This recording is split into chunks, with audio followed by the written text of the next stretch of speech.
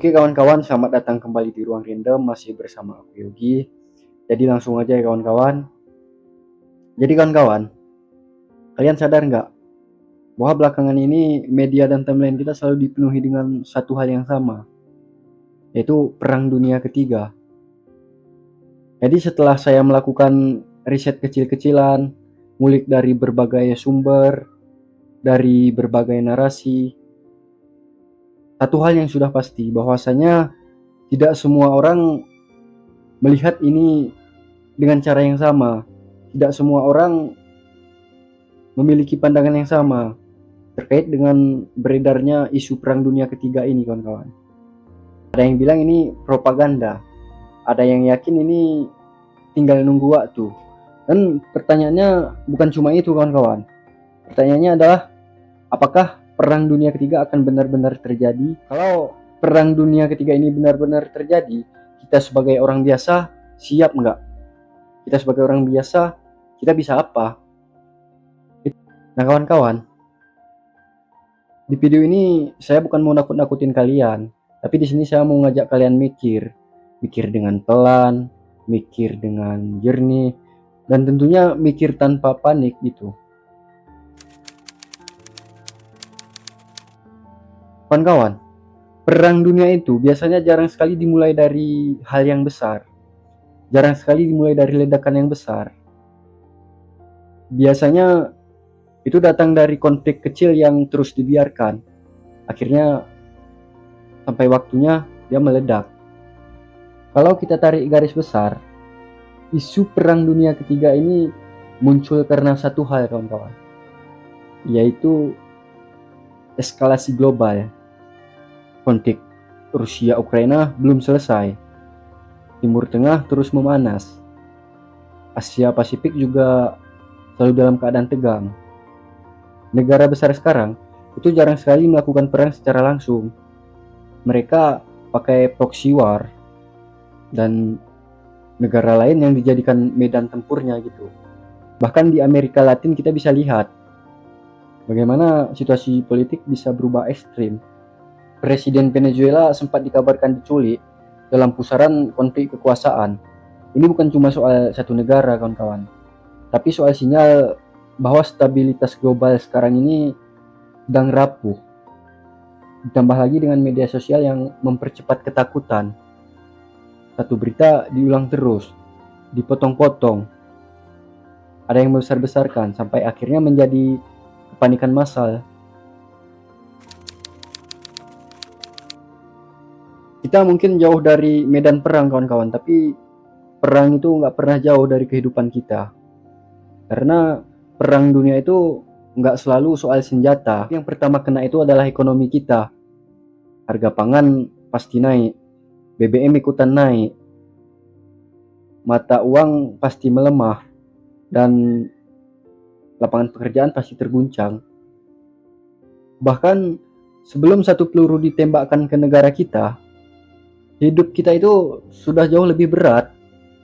Dan biasanya yang paling menderita itu bukan tentara, bukan mereka yang di atas, tapi kita sebagai rakyat kecil, kita rakyat yang di bawah.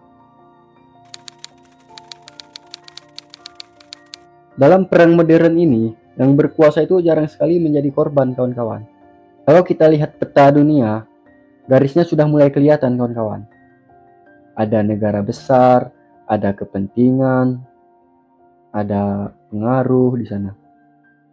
Bahkan tokoh politik dunia sekarang itu nggak ragu untuk bicara terbuka soal ancaman. Donald Trump misalnya, Presiden Amerika Serikat. Secara terang-terangan dia mengancam beberapa negara sekaligus. Kalau nggak salah di beritanya kemarin itu ada 5 negara yang diancam. Setelah dia melakukan penculikan Presiden Venezuela. Dan ini bukan cuma soal omongan, kawan-kawan. Ini adalah cara negara besar untuk menunjukkan posisi dan kekuasaan mereka. Tapi yang sering jadi korbannya justru negara-negara kecil. Dan yang paling menderita itu adalah rakyat sipil, rakyat kecil. Perang sekarang itu bukan cuma soal di darat, kawan-kawan. Bukan cuma di laut, bukan cuma di udara. Tapi ada perang ekonomi. perang cyber, ada perang informasi. Mungkin di sini kita nggak diserang secara fisik, tapi pikiran dan kehidupan kita terus diserang kawan-kawan tanpa kita sadari.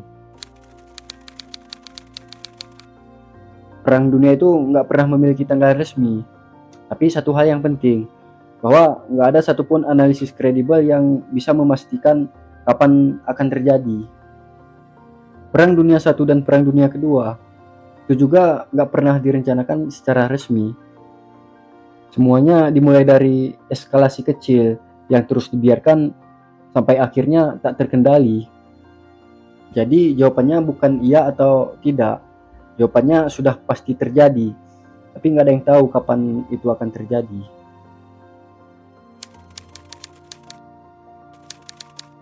Dunia lagi berubah kawan-kawan.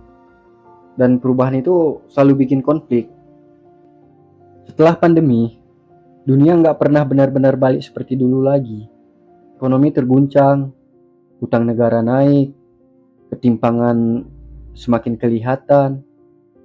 Kekuatan dunia juga bergeser dari satu pusat kekuasaan ke pusat kekuasaan lainnya. Dan ketika kekuasaan itu bergeser, itu biasanya selalu disertai dengan konflik kawan-kawan. Perang dunia itu nggak terjadi di satu tempat kawan-kawan, tapi perang dunia itu biasanya menjalar. Biasanya dimulai dari wilayah yang memang sudah panas.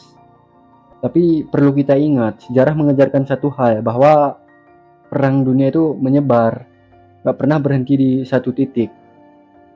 Bahkan wilayah yang kelihatan tenang sekalipun itu bisa menjadi rebutan kawan-kawan.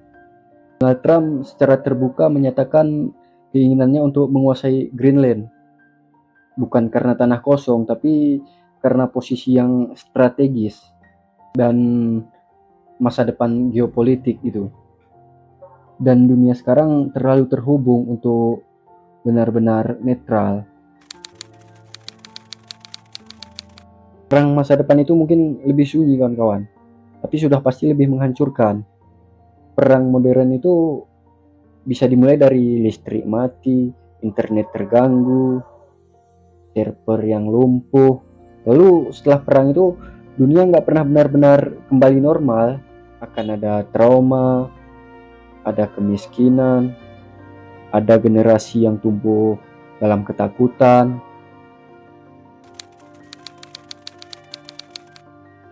Kita nggak mungkin bisa menghentikan perang kawan-kawan, tapi kita bisa menyiapkan diri. Saya bukan pakar militer, dan kalian juga mungkin bukan ahlinya politisi. Tapi yang bisa kita lakukan adalah nggak gampang panik, nggak telan berita mentah-mentah, saling menjaga kemanusiaan, menguatkan ekonomi dan mental kita pribadi.